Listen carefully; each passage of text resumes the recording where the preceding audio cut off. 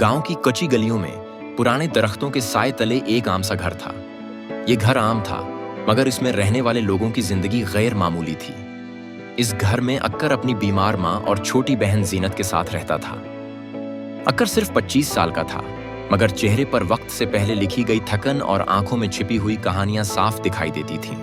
रोज सुबह सूरज निकलने से पहले वो मजदूरी के लिए निकलता, कभी खेतों में बीगार, कभी एंटों के भट्टे पर काम, कभी लकड़ियां काटकर बेचना। शाम को थका हारा घर आता, मगर बहन के सामने खुशी का ढोंग रचाता। उसकी बहन अक्सर कहती, भाई आप मेरे लिए इतनी मेहनत क्यों करते हैं? ज़ीनत, तुम ही तो मेरा ख्वाब हो।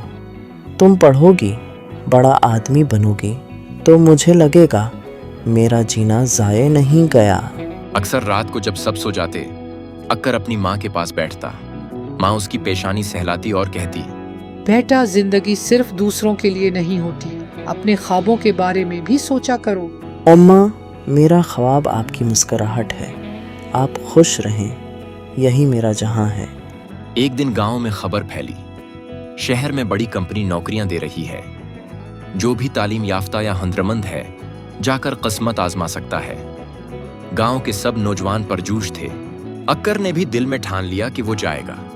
वो जानता था अगर उसे नौकरी मिल गई तो माँ और बहन की जिंदगी बदल जाएगी, मगर किस्मत को कुछ और मंजूर था।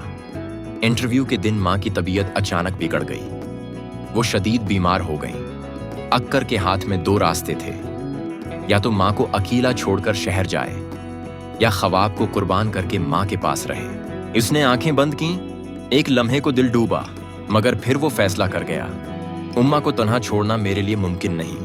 गांव वाले कहते, ये लड़का पागल है, ऐसा मौका बार बार नहीं मिलता, अपनी जिंदगी बर्बाद कर रहा है। अक्कर सुनता मगर खामोश रहता। इसके दिल में बस एक बात थी, लोग क्या जाने माँ का सहारा बनने की कीमत क्या है। महीने सालों में बदल गए। अक्कर के हाथ सख्त और बदन कमजोर हो गया, मगर जीनत पढ़ती रही। अक्कर रात को चिराग जलाकर बहन को पढ़ाता, कभी खाना कम खाता, मगर किताबें जरूर खरीद कर लाता।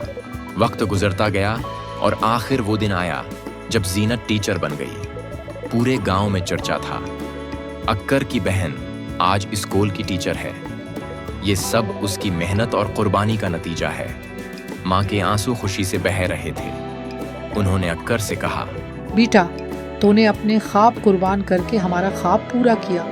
अल्लाह तुझे दुनिया व आखिरत में कामयाब करे। अक्कर खामोश खड़ा था। उसकी आंखों में आंसू थे, मगर वो आंसू दुख के नहीं, सुकून के थे। वो जानता था कि उसने अपने हिस्से की खुशियां कुर्बान करके दूसरों के लिए एक रोशनी जलाई है।